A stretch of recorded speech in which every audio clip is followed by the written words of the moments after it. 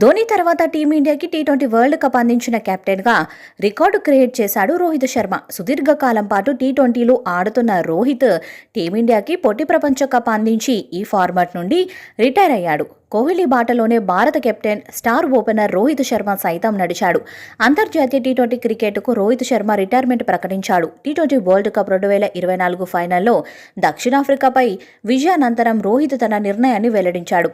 వీడ్కోలు పలకడానికి ఇదే సరైన సమయమని రోహిత్ పేర్కొన్నాడు.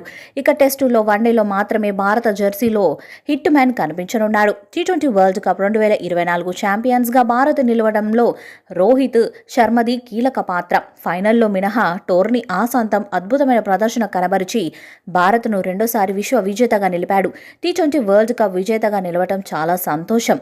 ఈ ట్రోఫీని సాధించడమే నా లక్ష్యంగా పెట్టుకున్నాను. ఈ క్షణం కోసం ఎన్నో ఏళ్ల నుంచి ఎదురు చూస్తున్నాను. ఎంతో నిరాశకు గురయ్యాను.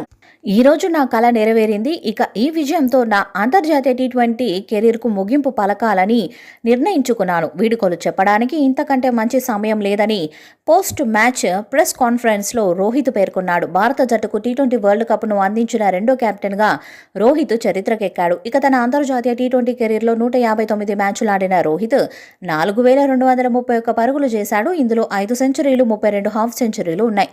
తర్వాతి తరానికి అవకాశం కల్పించాలనే ఉద్దేశంతో వెనక్కి తగ్గుతున్నట్లు తెలిపారు. వరల్డ్ కప్ గెలవకపోయినా రిటైర్మెంట్ ప్రకటించే వాడినని చెప్పాడు రోహిత్.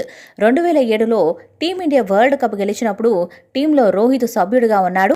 ఇప్పుడు కెప్టెన్గా కప్పు గెలిపించి టీ20కి వీడ్కోలు పలికాడు. కాగా రోహిత్ కంటే ముందు భారత స్టార్ క్రికెటర్ విరాట్ కోహ్లీ సైతం అంతర్జాతీయ టీ20స్కు గుడ్ బై చెప్పేశాడు. టీ20లో రోహిత్ శర్మ రికార్డు సృష్టించాడు.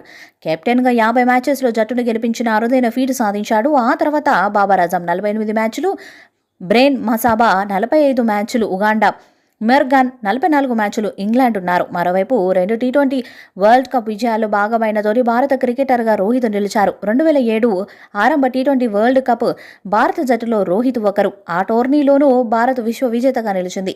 ఈ వీడియోపై మీ అభిప్రాయాన్ని కామెంట్ బాక్స్లో తెలియజేయండి. ఈ వీడియో మీకు నచ్చితే లైక్ చేయండి, షేర్ చేయండి, కామెంట్ చేయండి. మరిన్ని అప్డేట్స్ కోసం మన ఛానల్ని సబ్స్క్రైబ్ చేయండి. అలానే పక్కనే ఉన్న గంట సింబల్ని గట్టిగా కొట్టండి.